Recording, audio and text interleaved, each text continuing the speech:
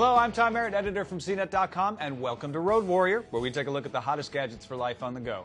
Coming up, a lightweight Alienware laptop, a sneak peek at Windows Vista, and something called HD radio.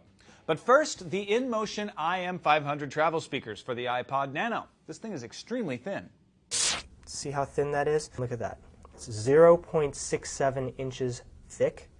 Not quite razor thin, but definitely thin enough to sort of stick in your backpack or, show off to your friends like this. This thing is thin. The IM500 also comes with an auxiliary port, so you can plug in other music players as well. Next up, a portable gaming laptop from Alienware, the Area 51 M5550.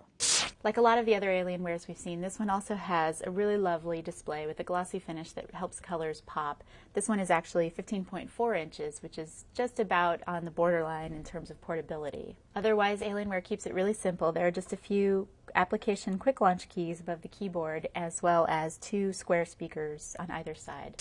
You can also turn off the trackpad mouse to keep it from being accidentally bumped while you're wildly gesticulating during your PowerPoint presentation. That's what you need this laptop for, PowerPoint. We've been playing around with the Release Candidate 1 for Windows Vista. Robert Vamosi tells us about the different options for networking in the forthcoming OS.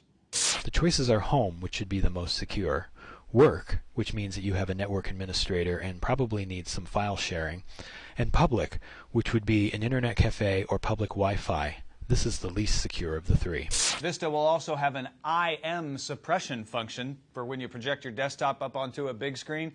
No more embarrassing questions popping up from your spouse during your big presentation. Did you buy the Beano like I told you, honey? Finally, Brian Cooley explains how HD radio works, using the new BMW M6 as an example.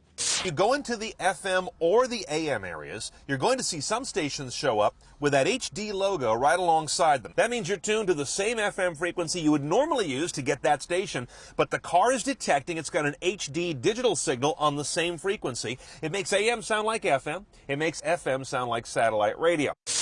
Brian did warn that when you're in a mountainous area, for instance, the radio will constantly flip back and forth between HD radio and then normal radio and back again. Kind of annoying.